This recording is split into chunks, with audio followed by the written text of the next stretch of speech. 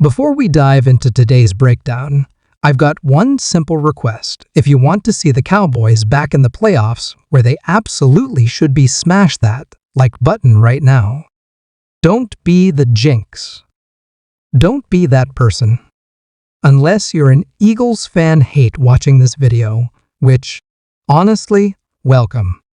Now, let's talk about these absolutely wild rankings from Pro Football Focus. PFF went position group by position group, sometimes lumping roles together, like defensive line, not separating edge rushers from interior linemen, and offered their take on every team. The Cowboys?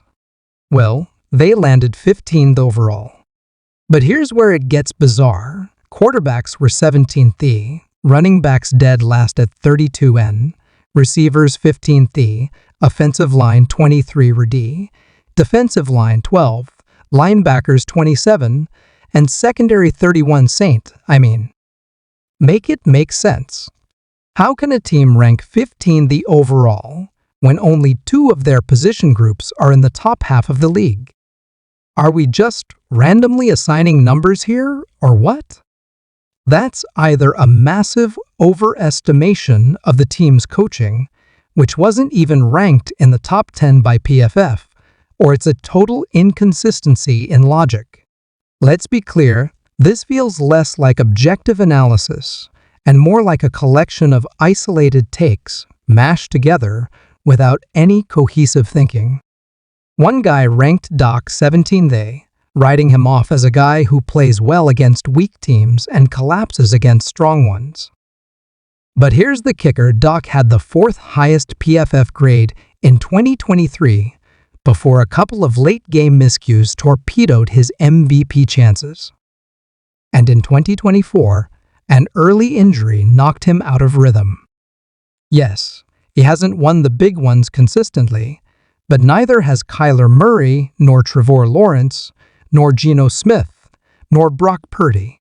Yet somehow they're all ranked ahead of him. It's a ridiculous double standard. When Dak struggles, he's crucified. When other QBs flop, crickets. We can't say Dak isn't a top-tier QB because of playoff shortcomings and then turn around and prop up guys who've done less. That's cherry-picking, plain and simple. Then there's the running back room. Ranked 32 end, honestly? That one might be fair. This group is full of questions. No proven bell cow. A few nice names, Deuce Vaughn, Jaden Blue, but no one who's made a real impact yet. Javonte Williams hasn't lived up to expectations, and Miles Sanders was a bust in Carolina. So, fine. PFF nails that one.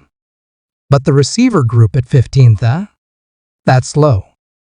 Lamb is a top 5 WR, and he's better than every single number 1 receiver on the Bears, Falcons, Texans, and Commanders teams. PFF inexplicably ranked higher. Jake Ferguson at tight end may not be elite yet, but he's absolutely serviceable, and Jalen Tolbert has emerged as a rock-solid War 3. Even if you want to count arbs in the passing game, it doesn't explain how this group ends up behind several weaker receiving cores. And where is the love for George Pickens? Not even in the top 32 in PFF's WR rankings, despite being graded 24th overall last year? That's either an oversight or some kind of vendetta. And don't even get me started on the offensive line being ranked 23 RD. Yes, there's youth. Yes, there are question marks. But there's also upside. Tyler Smith ranked 6th among guards. Cooper Beebe looked better than Biadas down the stretch and was ranked 16th among centers. Zoltan Boudet, the PFF analyst behind the OL ranking, noted the team's transition from a strength to a unit full of question marks. And look, that's kind of fair. Gayton had a rocky rookie season. Zack Martin's gone. There's turnover. But 23 ARD? That feels too pessimistic. If the unit gels And it very well could they're middle of the pack, not scraping the bottom. It just reeks of ranking potential worst-case scenarios instead of balancing it with upside. This offensive line might have a wide range of outcomes, but burying it like this feels lazy. Now, on to the defense. The D-line came in at 12th, and that's actually not a bad call. Micah Parsons was PFF's two-edge rusher and is a certified game wrecker. Osa Odighiwa ranked 25th among interior linemen with strong pass rushing grades. The Cowboys have one of the league's most feared pass rushes. If they can just become average against the run, this unit could crack the top 8. But when it comes to the linebackers, ranked 27th, I can't really argue. The room is thin. Kenneth Murray hasn't lived up to his draft slot. Overshown is still recovering. There's potential in guys like DeMarvion Overshown and Damone Clark, but the production just isn't there yet. That said, I'd love to see how they'd rank this group with a healthy Overshown. Probably not much better, but it still matters. And then, there's the secondary, ranked 31 Saint, that's just insanity. Trayvon Diggs and Darren Bland are still elite talents. Bland had a rough stretch, sure, but let's not forget he had a record-breaking 2023. He's 26 years old. He's not past his prime. Diggs, even with the injuries, remains a ball hawk who can shift a game's momentum in one snap. Malik Hooker was rated the 17th best safety. So how is this secondary somehow worse than Miami's patchwork unit or teams that don't even have starters figured out? It makes no sense. There's inconsistency all over the place. One guy says the Cowboys have top-end talent. Another turns around and says all the top-end players are bad or washed. Which is it? At the end of the day, this feels like classic anti-Cowboys bias mixed with fragmented opinions from too many voices without a unified vision.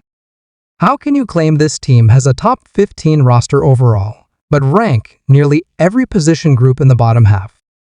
It's either a lie or an oversight, or, honestly, just plain old Cowboys hate. I'm not saying the team is perfect. I'm not saying Doc is Mahomes. But if you're going to critique this roster, be consistent. Because Sharp Football's rankings? They make way more sense. They've got Doc at 13, receivers at 8, offensive line at 16, and the secondary at 24. Still not perfect, but plausible. PFF. You've got to pick a lane. Either the Cowboys are loaded with talent, or they're overrated. You can't say both. So let me know in the comments, are these rankings total nonsense, or do they have any merit? Hit that like button, drop your thoughts, and as always, subscribe if you want honest Cowboys coverage, not filtered spin. Let's ride.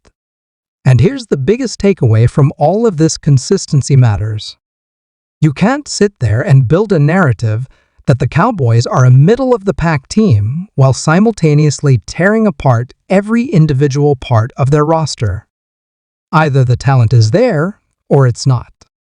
And if we're being honest, this team is loaded with high-end players who, when healthy and properly coached, can compete with anyone. We're talking about one of the most dynamic wide receivers in football in CeeDee Lamb, a quarterback who, despite being the media's favorite punching bag, consistently finishes among the top 10 in most efficiency metrics, and a defense with arguably the most feared edge rusher in the NFL in Micah Parsons. Are there holes? Of course. Every team has them. But what's frustrating is the blatant inconsistency in how Dallas is evaluated compared to others. If a team like the Chargers or the Lions had this exact roster, they'd be ranked top 10 across the board with glowing praise about upside and explosiveness. But when it's the Cowboys, everything gets spun with doubt and negativity. And you know what? That's fine. Let them doubt. Let the rankings be low. Let the talking heads keep pushing their anti-Dallas narratives. Because when this team hits its stride, when those young linemen start to gel, when Doc is locked in, when the defense is flying around with Parsons leading the charge, all those critics will be forced to pivot, just like they always do. So don't be surprised when this team exceeds expectations again. The real ones know what this roster is capable of,